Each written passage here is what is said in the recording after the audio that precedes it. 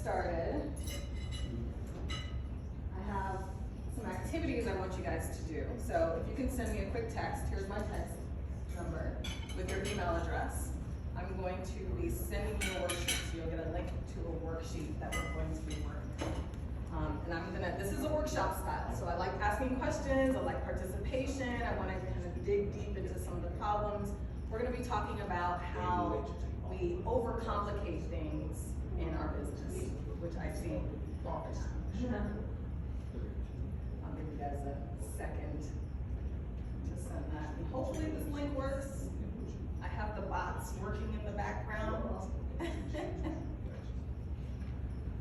know if you don't get that email.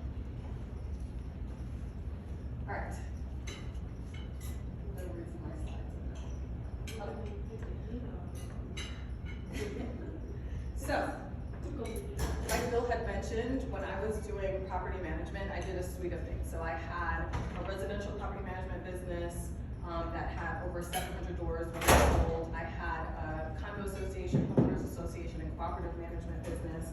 And we had about 1,500 or so doors that we managed before I sold. And then we also had a separate company that did construction maintenance and design. And of course, along with that comes all the real estate investing stuff that we did, right? So we were renovating properties. I had, full-blown construction projects, and in DC, renovating an old house is a piece of work. I mean, it is very challenging when the house is like 120 years old.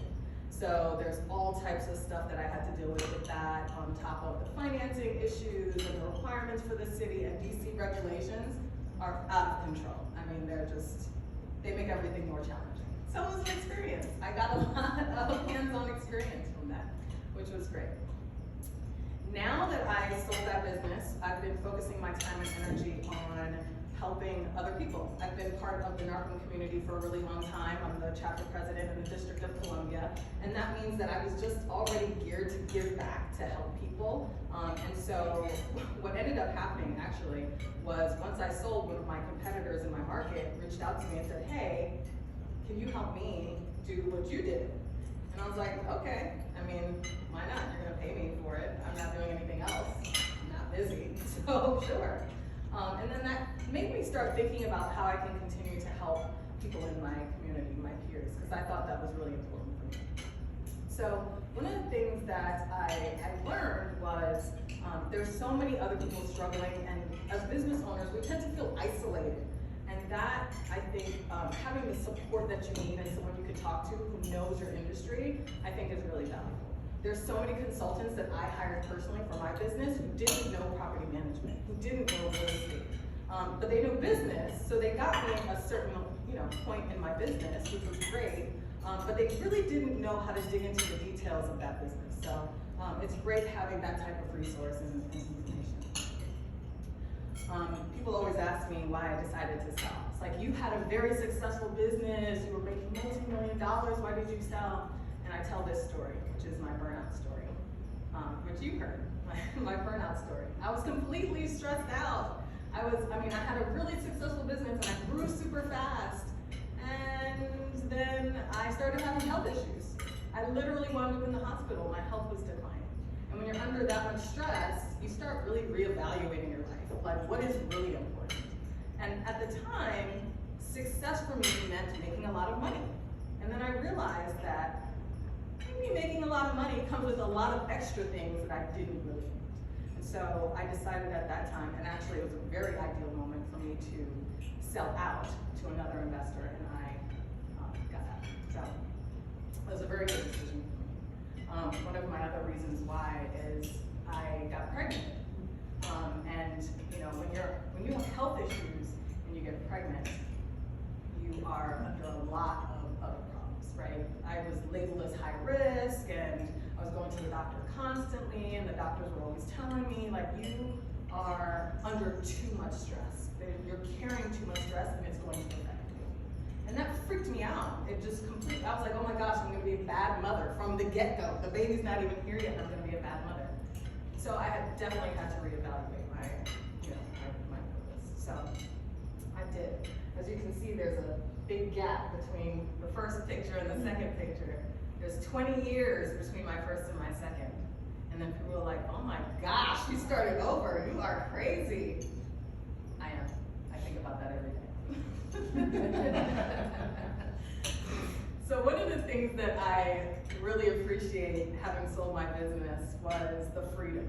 You know, when you become an entrepreneur, you think about freedom. You're like, I want to do this for the freedom. And then you realize, I'm so busy, I have no time for freedom. That's crazy.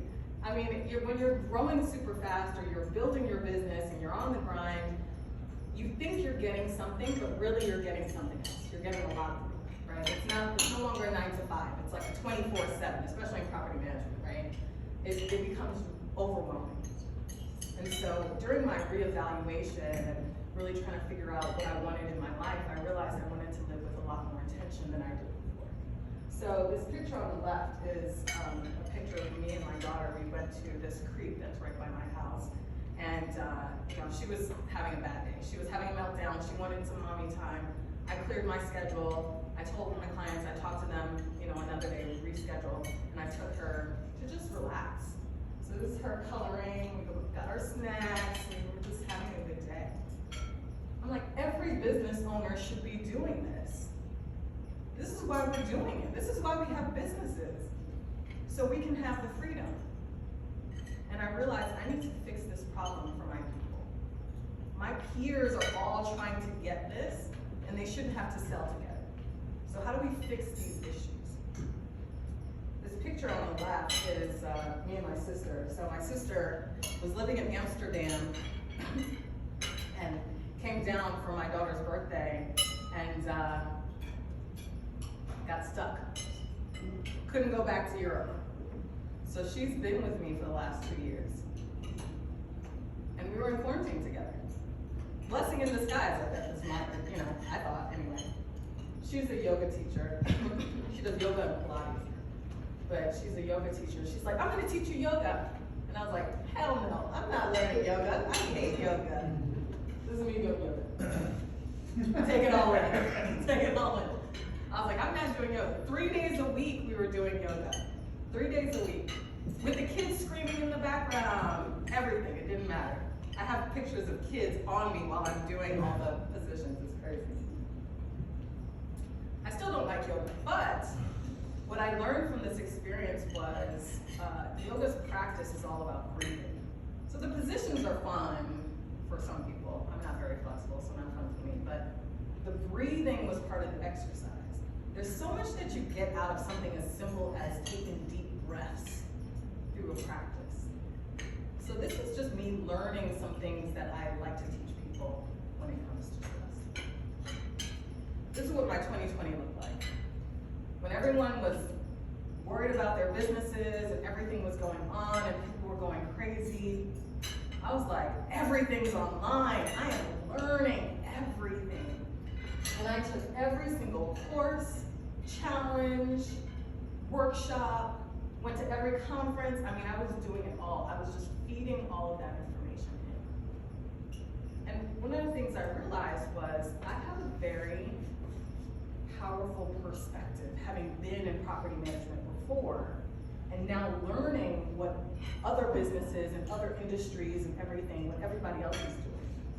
Everyone was adapting to technology and adapting to the times, and I saw property managers struggle with that. Struggle to pick up the tech, struggle to adapt, trying to figure out how to get everybody on board with virtual showings and not meeting people in person or FaceTiming during showings. Like, I saw people really have challenges around that. When other people were just adapting to it very naturally. So I created a goal for myself to be a resource for people. To be a resource and that beacon that people can kind of see where things are going in advance. So one of the things I mentioned, it feels very isolating when you're in business, especially when you're a business owner. You feel like you're in it by yourself. But with someone who has industry knowledge, I can be very supportive. I can be a tool for other people to be able to use. So that's what I did. So I started what's called the PM Business School to help people build their businesses, but really thinking about it 10, 20 years years down the road. It's like, what do you really want? You want the freedom. Okay, let's figure out how to get there, because what we're doing today isn't working. So how do you get to the freedom part of it? So I work with people on streamlining and automating a lot of their processes. That's really what I'm good at. What I did before at my other business was very operational, very much about infrastructure. I rebuilt systems as we grew. So we got to about 700 doors before I left. That means I was rebuilding constantly, because the system you have at 100 doors is not the same system you have at 250. It's not the same system you have at 500. It's not the same system you have at 700. So I had to keep rebuilding those systems over and over and over.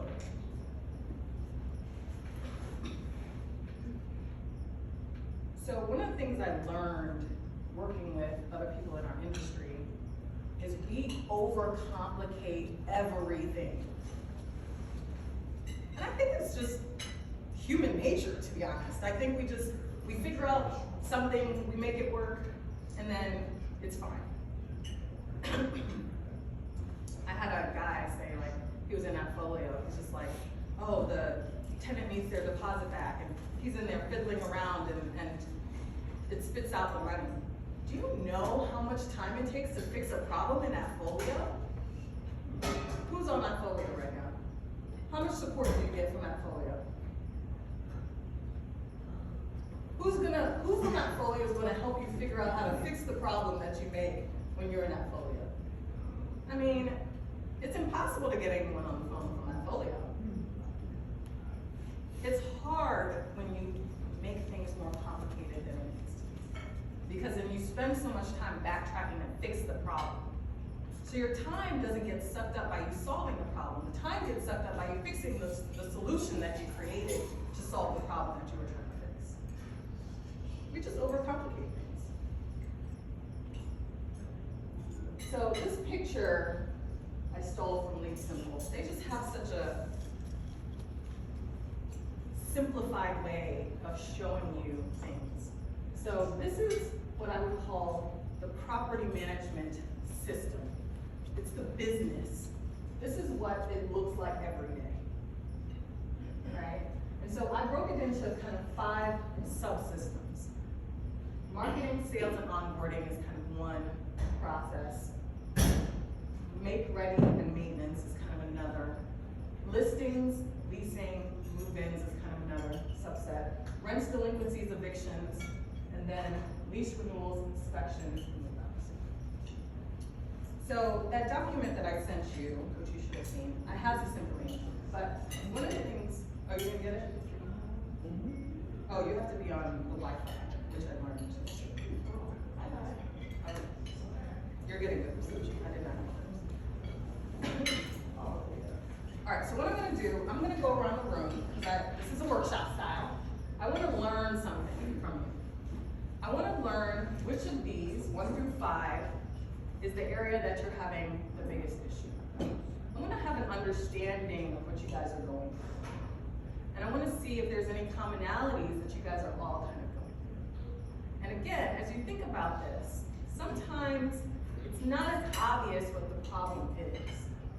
Sometimes one area is overcomplicated, which causes problems in another area of your business. So let's try and figure out how we can identify it. So let's go around. You want to start, Roland? What area, kind of 1 through 5, are you having the most challenge in your business? The most challenge, I would say, would be number 1. And number 1, why? Marketing and sales. What's your issue there? Getting enough prospects and selling them. Okay, so marketing. You're having not enough people to actually sell to, right? And why do you think that's a problem? Or why are you having the challenge is the question. I think currently marketing is tough, particularly standing on the crowd space. A lot of, property management companies. So identifying the right target market and having that market be aware of your company, and then getting that engagement so that you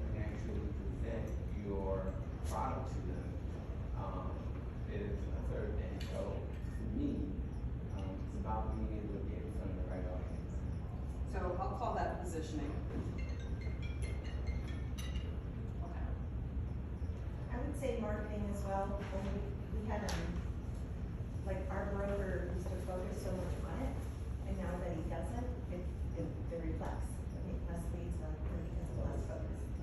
So who's doing the marketing right now? Well, I mean, we're not. No, we have like a girl, like, in our office that she's working the website, trying to, you know, cause the people, like, she got a big website, you know, that kind of stuff, but, he's just not giving direction to her, but it's, you know. Yeah, so it's just not the main focus of anybody's job. Opinions? Yep, number one as well. I've lost inventory over the last 3 years, and right now I don't see a lot of people buying investment properties. Which is not true, but, again, I think it's about what your marketing techniques are and what you're doing. How much time are you spending on marketing? I'm a one-person operation, so maybe 2 to 3 hours a week.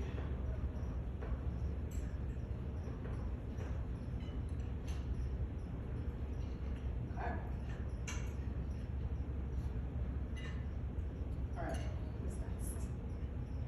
I caught you with food here. I'm sorry. I would say for us, it's number 2, make Okay. ready and maintenance, and it's the recent problem due to COVID, there is super limited resources. And in staff, in supplies. So is your challenge that, which is kind of 2 challenges, right? It's access to the right people, the contractors and such, or is it the fact that there's issues because of COVID with not having, parts come in or the Both. materials? Okay. Contractors are overwhelmed, they don't have enough people, to do their job, to make things efficient, probably. And the resources, because of not enough tiles, or not enough paint, or whatever we need. I don't think they probably give me some supplies, appliances for people. Yeah. Or receipts, Which is all interesting if you heard about the Home Depot thing recently. cargo ship. Yeah, no, the theft. Have you heard about the theft? That they're having like a major stealing issue. No. I saw like a couple guys just run out of Home Depot like 2 weeks ago.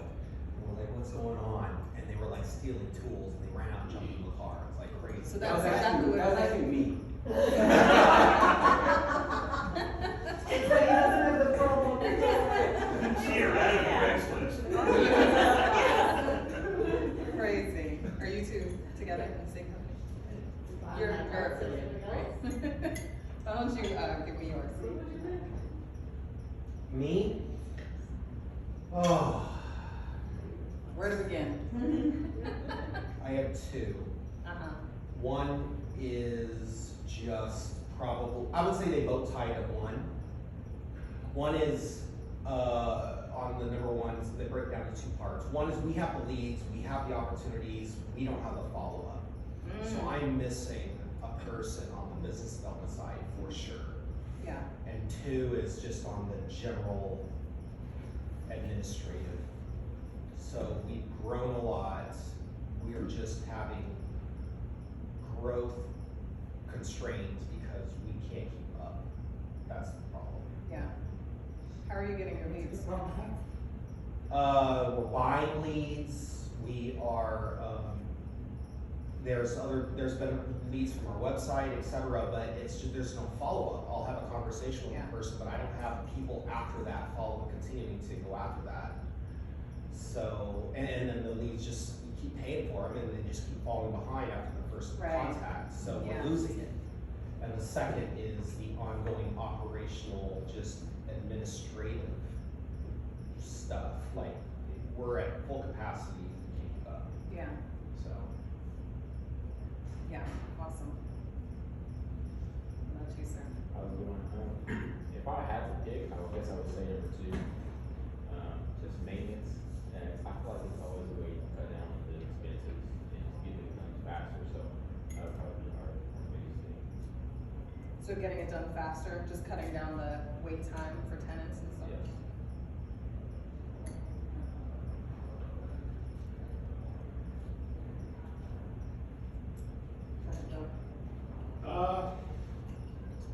Mine would probably be under the make ready category, and it's not for a lack of vendors, but it might be a lack of others not wanting to do the work, because demand's so high, they don't wanna bring properties up to maybe what my expectation is, so they think that they don't have to paint or replace carpet or something like that, that somebody's just wanna take the property as is, because there's so many, you know, demand's so high, and I won't manage a house like that, so it's either we're doing this, or you're gonna find somebody else to do it. So, just, you know, setting an expectation, and it's a waiting game, you know, it's like, okay, oh, you want me to manage your house, and you want somebody to take care of your property, this is what we're gonna do, so. Awesome.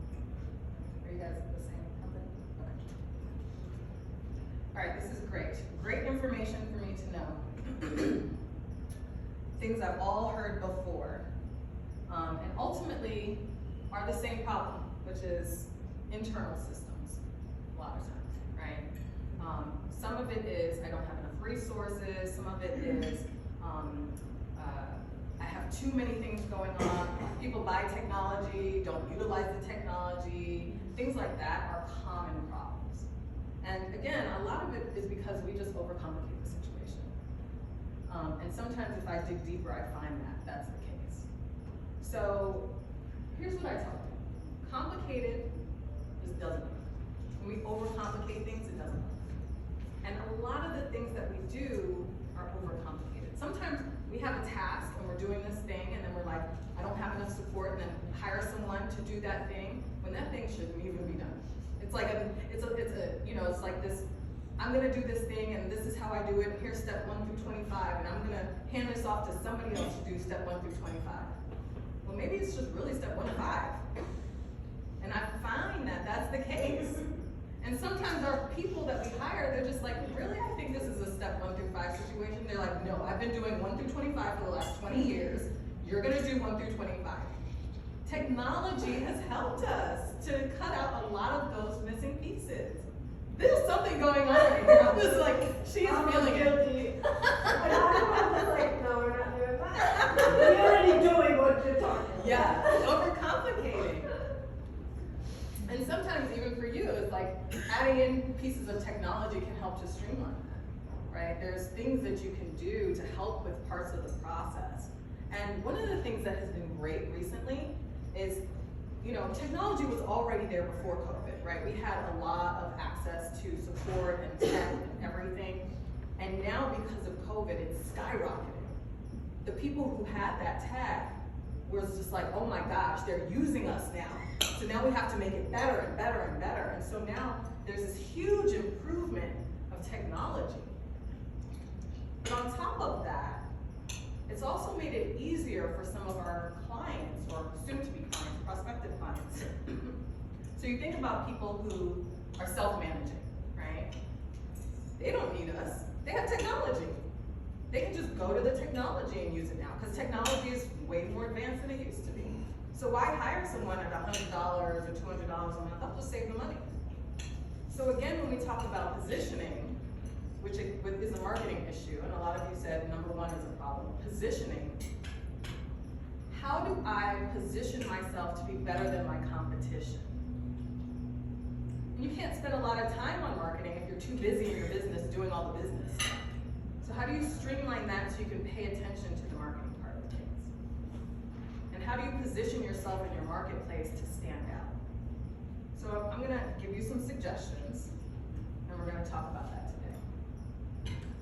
So I'm gonna share with you some of the common mistakes that I see. There's a few, handful, and some of the principles, some of the solutions that I have for you.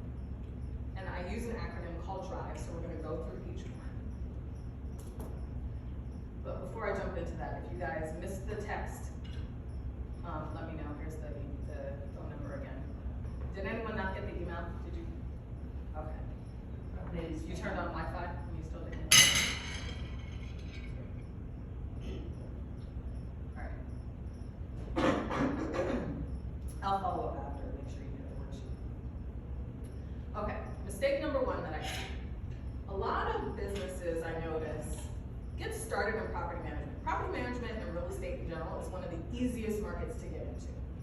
Sometimes you're a real estate agent and you dabble and you go into property management, and you land in property management, you stay there. Sometimes you go back to sales. Sometimes you just want to get your license and you get your real estate license and you kind of start doing property management because you're in a multifamily, apartment buildings, things like that. What happens when you start taking on clients without a goal is you have no real destination of what you're trying to accomplish. So sometimes the most important thing for you to have is knowing exactly what you're trying to accomplish, knowing exactly what you want to get out of it. And that's a big mistake that I see. Anyone seen one of these? It's been a while. Is this still around? No, now it's all electronic. They don't even have this anymore. But you go to the mall, and what are the two things you know right off the bat? It's where you are, and then you look for where you want to be. So you have to know those two things. You have to know exactly where you are, and sometimes, especially in business, it doesn't feel that obvious. You're not exactly sure where you are. So you have to do some self-digging, self-assessment. You have to figure things out. Like, where am I right now? Where are all my technology and all my systems? And sometimes digging into that, talking to your employees, getting a sense of where they are, where things are, is important. And then knowing where you want to be. So establishing what success looks like. What does success look like? If we were running successfully, if we were doing things successfully, what would that look like? What's the end goal? Now, don't conflate success with number of doors, because it's a little bit different, right? So success doesn't mean 500 doors.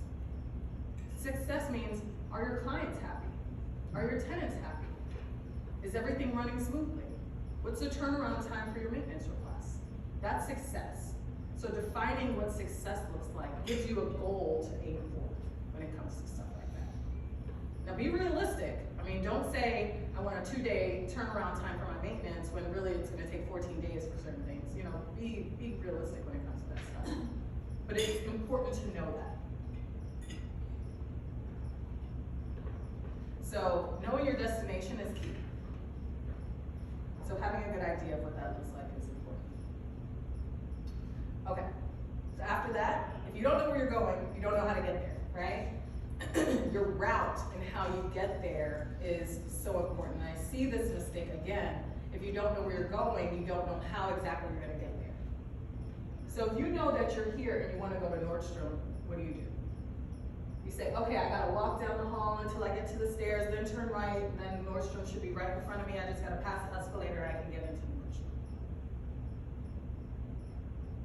Sometimes there's little hiccups, like they're doing construction right there, and then you can't go that way, and then you have to go down the escalator, and then back up the escalator on the other side, right? Sometimes you have to be taken off course. So it may not happen exactly the way that you want, but you have a general idea how to feel your way forward. But you have to know where your destination is. You might have to change the path that it takes for you to get there, but you have to know where you're going. That's important, and then you can map out your route. So start with what you know. You know, what do I need? What do I need to get there? What exactly do I need to actually figure out how to get to where I need to go? Now, you might need a lot more than you know, but start with, what do I need to do? What do I need to learn? What do I need to think in order for me to get to the place where I need to go? And you're part of a community of people who may have gone through what you're trying to go through. So ask the people around you. That's what's so great about the NARCM community, is you have people who have done what you have done. And you have a wealth of knowledge that you can get for free, just by sitting beside someone and having a conversation. So you can have that problem solved. Just ask. So start there. Start with, what do you need to do? What do you need to learn? What do you need to think? Mistake number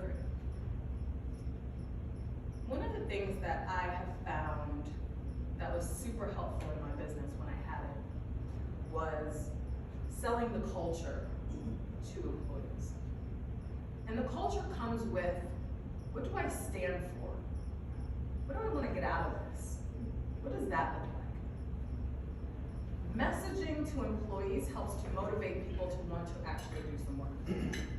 Property management has the highest turnover of employment. It's a lot of work and it's hard. Why stay? You can go work in an apartment building that has, maintenance on staff, and all you're doing is really writing tickets and, giving receipts to tenants. If you want to keep people motivated, they have to know what you want, what you're getting at, what you're aiming for, and your goals and how you're going to get there. And giving that information is influential to how they perform. So that's super important. It's a huge mistake. I think I see a lot of times leaders say, we're gonna get 200 doors this year. And employees are like, what? Who's doing that work? Property managers are not salespeople. So I don't know. Maybe the SEOs are gonna work more this year? Don't confuse your people. It's hard. It's hard enough. They have so many other things that they have to do. They're not thinking about your hopes and dreams. So don't push that down onto them. Talk through it. Talk through what you're trying to do. And ask. One of the things that I did every year was I had an annual retreat for my team. We went off site and we were at a place for 3 days. And we talked about the whole entire next year. We said, this is what we accomplished this year, this is what we did, I had the financials, and this is the numbers that we hit, this is what I want to hit next year. So now we're going to meet in small groups and we're going to talk about how we're going to get to this, and what's it going to take. And I gave everyone an opportunity to create a list of clients that they wanted to fire. Who's holding us back? Who's on the chopping block? Because I don't care, we can let them go. It's going to give you 5 more minutes a day. And they told me what they needed in order for them to do more and be better. Sometimes when you're a leader, you talk down to people and you give direction downwards. The people who know it best are sitting right beside you. And they're listening to you go on and on about all the things that you're gonna wanna do. And at the end of the day, they're just like, yeah, okay. I'll sit over here and mind my business and you can talk about all that visionary stuff. Right? These are the things that we need to have conversations with. If you hire the right people, let them be good at what they do. It's amazing how much bandwidth people have when they're doing their job super, super well and actually liking it. Don't make it more complicated for them. Be a positive influence on people. Be positive about it. Talk about your hopes and dreams, but what are you really trying to get out of it? And how's it going to benefit everybody who works with you?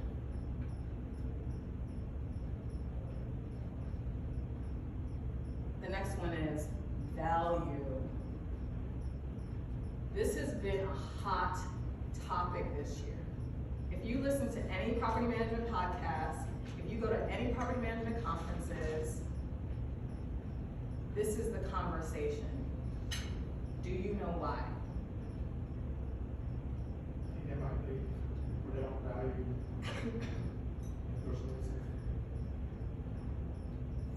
There's a lot of other options coming available.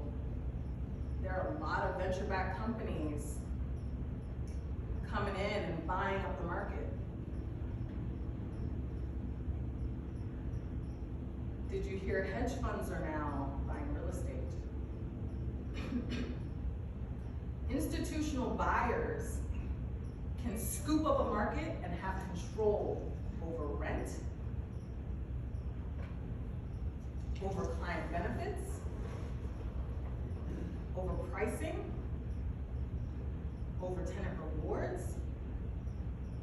And if they have deeper pockets than you, what are you offering them that's different? What value do you bring to people? you know, when you think about marketplace, and this goes back to number one, because a lot of you said number one is a problem, marketing is a problem. There are more self-managers now giving up the reins and working with property managers because of COVID. The regulations have been out of control in most of the country. And they're just like, I don't wanna deal with that. I don't wanna go to jail. I'm just gonna give it to a property manager. That was a win for property management that you didn't have any say in. They're looking for value, they're searching for it, they're digging for it. How can you provide it? One of the things you had mentioned is you lost a lot of properties, right? People are selling. Investors wanna know what they're getting out of their investment. You know what I know about my real estate? Zillow tells me all the time. What's my sales price? If I sold today, what can I get for this property? Right?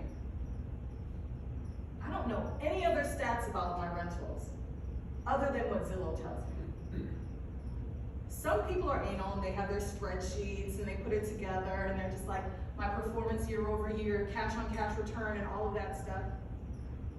Property managers are now expected to be the investment advisors for their clients.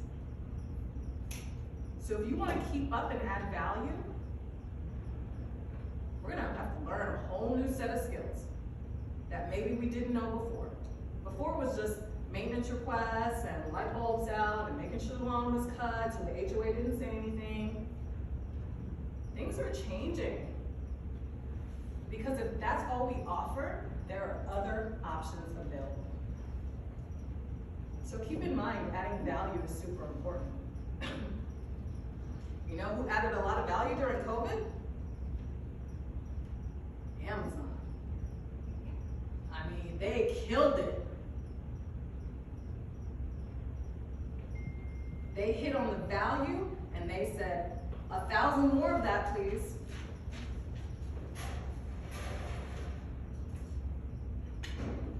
I mean, it's crazy the numbers that they were spitting out during COVID when other businesses were going under.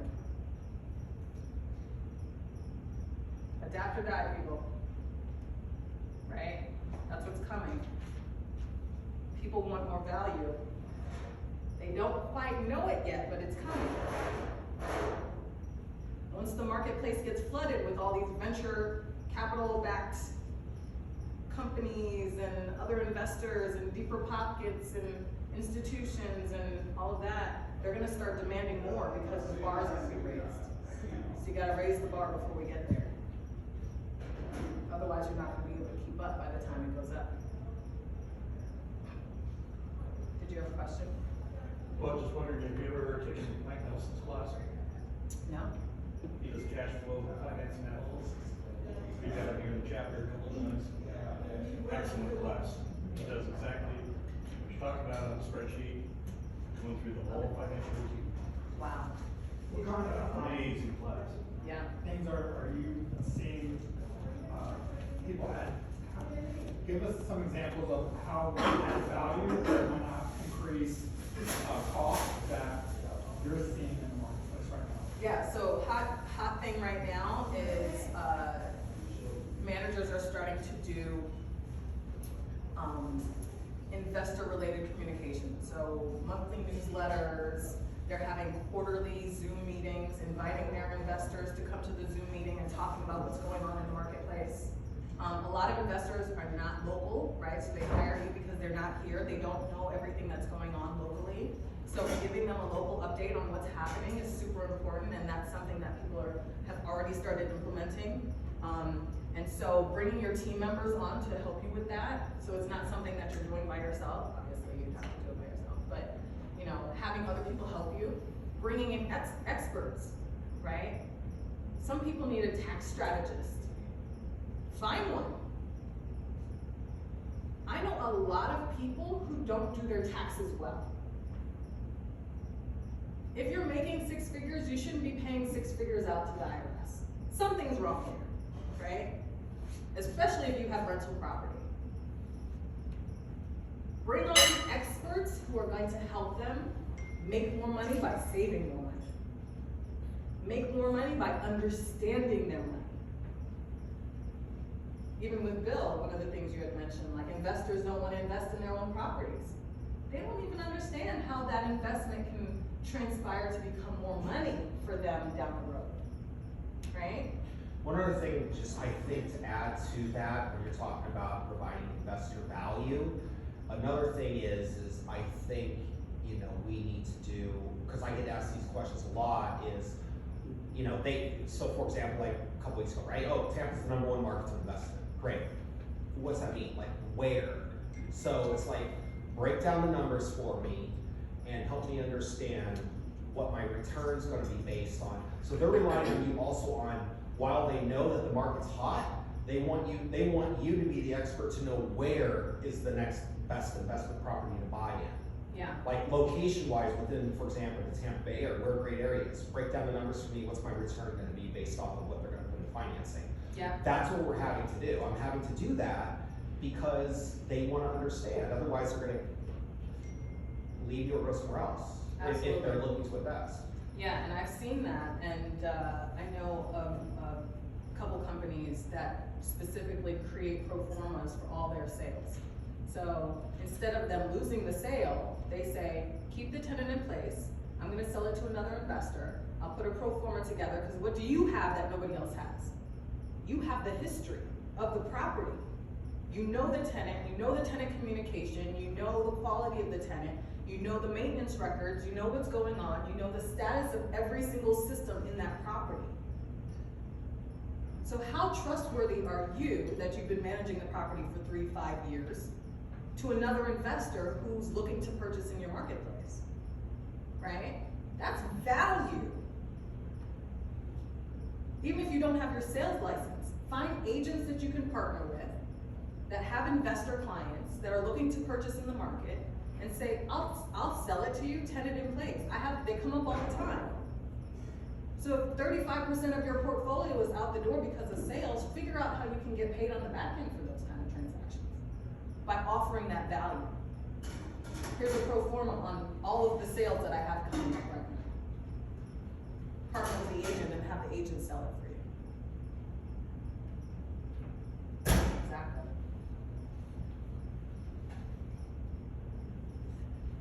Here's another big mistake I see all the time.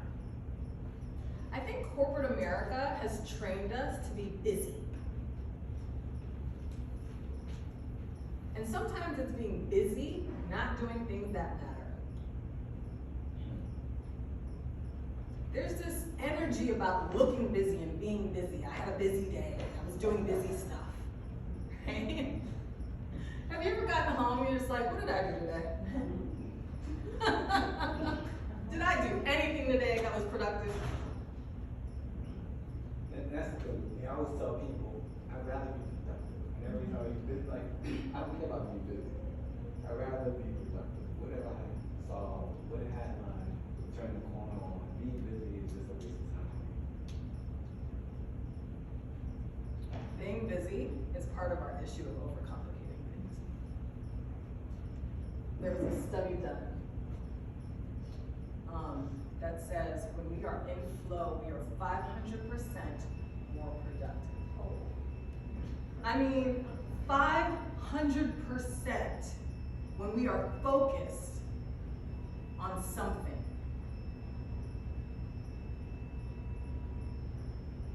How many multi-million-dollar companies could I have if I was in flow on a regular basis? It's crazy that number is astronomical.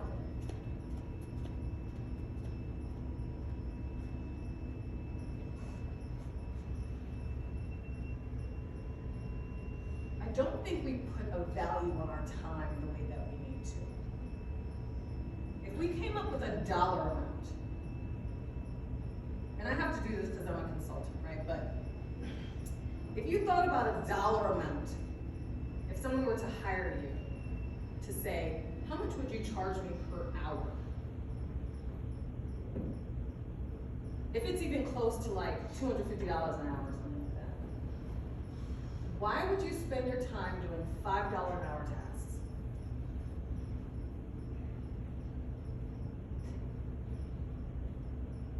So for me, it's about prioritization, right? And I think sometimes we spend our time on $5 an hour tasks because we don't properly prioritize what we need to do. And I've tried to find someone to prioritize my time, so I focus on the high level stuff.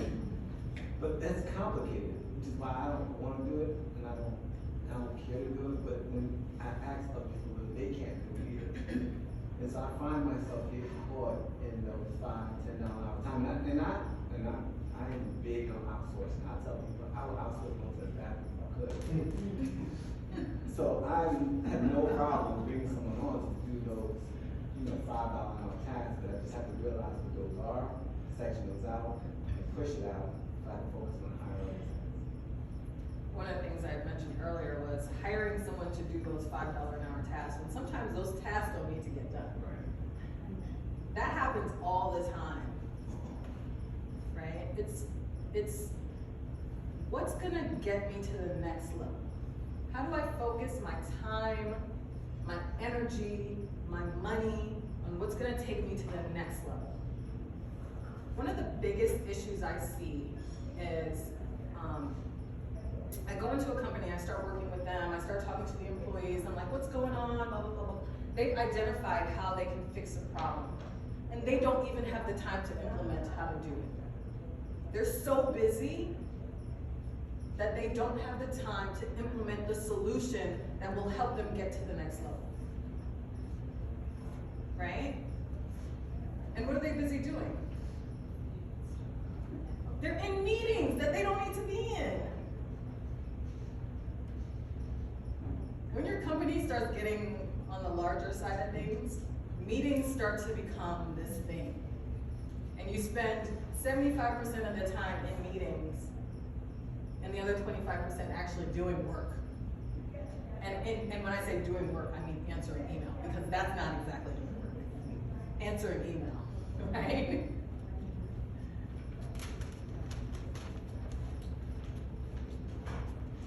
If you're not focused on the things that matter, then you don't get what you want. You get what you focus on. That's important. Go back. My slides. Okay. So that's drive in a nutshell. D for destinations. Where do you want to go? What's the end goal? What's the success look like for your business? What does that look like? And once you define what success looks like, then you know, okay, now I need to plot my road to get there. So figuring out exactly what you need to do to get to the place where you want to go. Then there's positive influence on your people, right? Positive influence on the people around you to help you to accomplish your goals. Because people can help you and they want to help you. And even in your case, just being a solopreneur, you have contractors, you have other people that support your business. When you sit down with another contractor and you say, look, this is what I want to do in my business, this is what I need from you, and you create a partnership, it's amazing what kind of support that they're going to give you. Then that person becomes an extension of you, right? Your plumber comes in and you're just like, look, this is what my situation is, and this is what I want to do, and this is how you can help me with that. And now they're going out looking for properties for you. There are people around you that want to support you in what you want to do. You have to know what you want to do. You have to know the destination where you're trying to go to. And really think hard about the value that you bring to others. Your clients, your tenants, your contractors. It's so key to figure out how all of that plays out. And then after that, pouring your energy into the things that matter. Focusing your time and energy on what matters the most. Because if you're busy being busy, you don't get it done. Any other thoughts, questions? I'm happy to hear your thoughts.